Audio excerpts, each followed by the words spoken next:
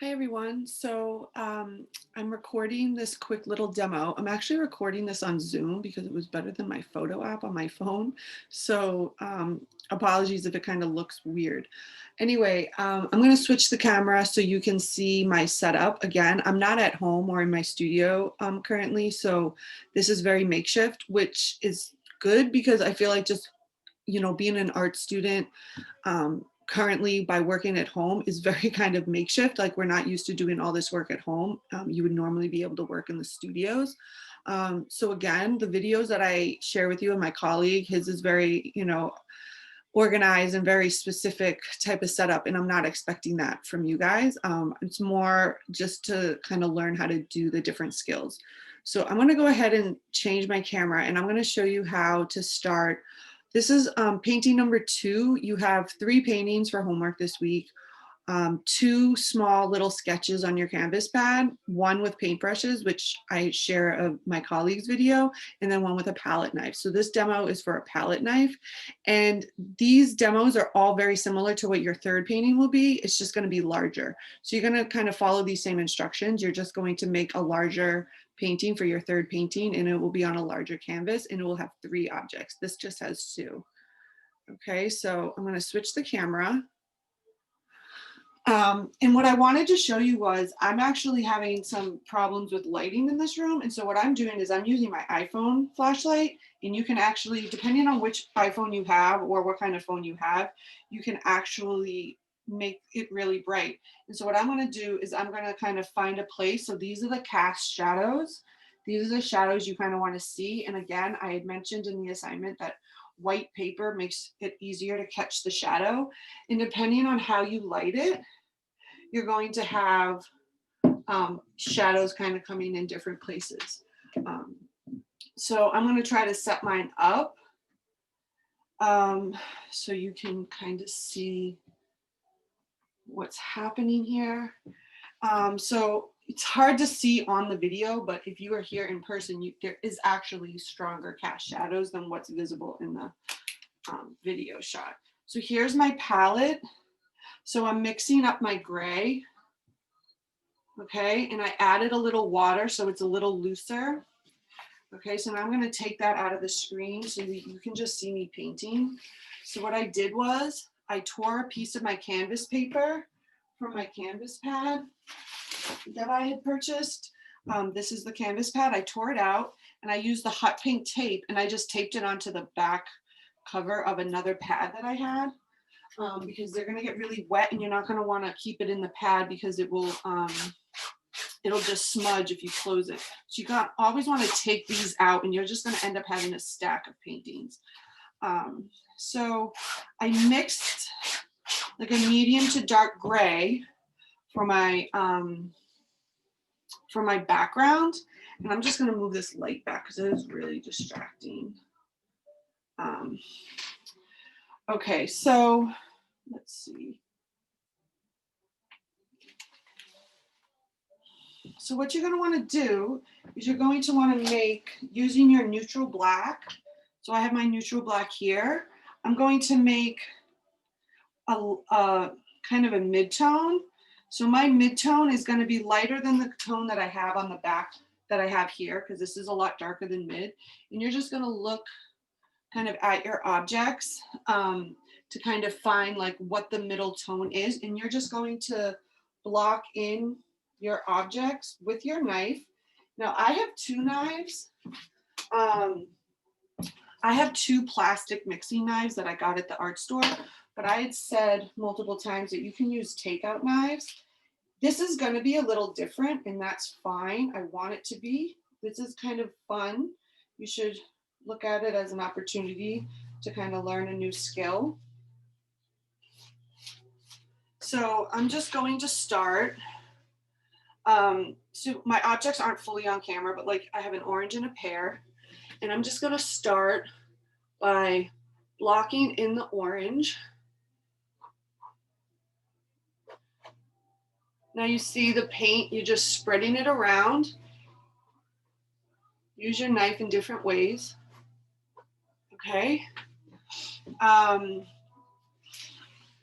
And so you can see this is the edge of the paper is a little bit under that pink paper, pink tape. So when I tear this off, I'm going to make sure I fill it in with this dark gray. I actually suggest that you cover the paper with the dark gray before you tape it down, kind of let it dry and then tape it. That way you don't have like these weird white strips. So you'll have that. You can get rid of that by painting this on here first, letting it dry, and then adding your tape. Okay, so I'm adding in the orange. I'm going to take it out a little bit here because I have it leaning.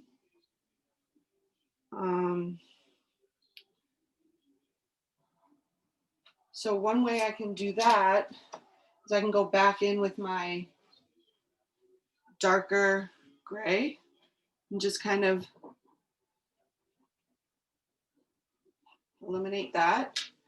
I'm going to make, when you're mixing your colors, you really want to try to have as much of it made as possible so you're not running out, and so you're kind of having the same color the whole time.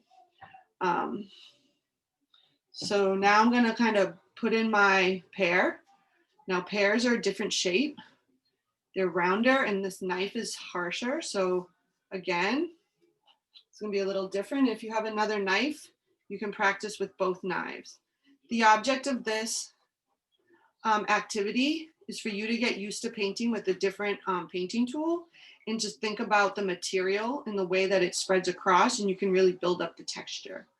And again, you don't want to have outlines because objects in real life do not have outlines, right?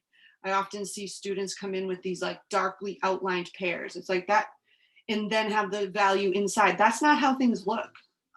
Things are messy in real life, you know? And then you're going to start to add your darker. So this is the pear, and it's darker on the top side. Let's get a little closer so you guys can see.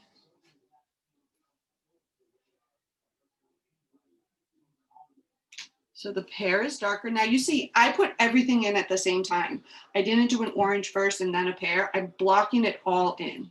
I'm treating, I'm painting across the canvas, meaning I'm paying attention to everything that I see and not just focusing on one object. That's really important. It's important because objects don't exist by themselves. These two objects are next to each other. They have a relationship. So when you're painting them, you want to paint them together to kind of start to build that relationship. So you see, I'm using the knife in different ways.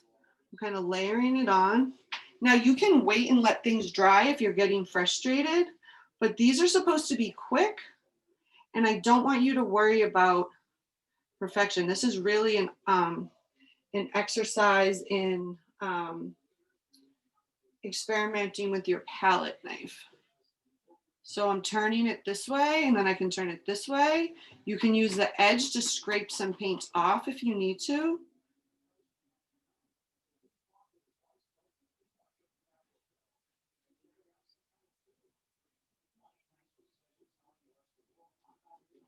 Okay, now I'm going to keep going. I'm not going to, and I'm going to do this again live in class. Now here's another knife. If you feel like, oh, that's supposed to be a little lighter, you can go in with your knife and kind of scrape it off and then add a little bit more of the white. Now I'm trying to go, I'm not going like up and down because these are round objects. So you don't want to make things flat by just going up and down. You really want your knife work to kind of be vertical. I mean, circular. So you can like kind of build it up as you go. Let's see. It's kind of hard to see with this horrible light right here. So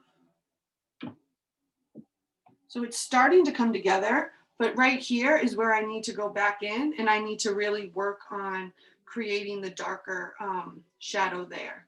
Okay. And again, these are painting sketches and they're a lot quicker than the regular paintings. So hopefully, let me just switch the camera. So hopefully that's helpful. Let me just pull up the painting so I can kind of show you guys. So looking at it this way, right? Again, when you're working flat over something, it kind of changes the perspective. So I'm going to continue to work in here and I'm going to continue to add the darker values here. And I'm going to continue to add the darker values here. This is where it was really light. And then this was where it was really light. So hopefully that was helpful. And we're going to continue this in class tomorrow. Okay, great.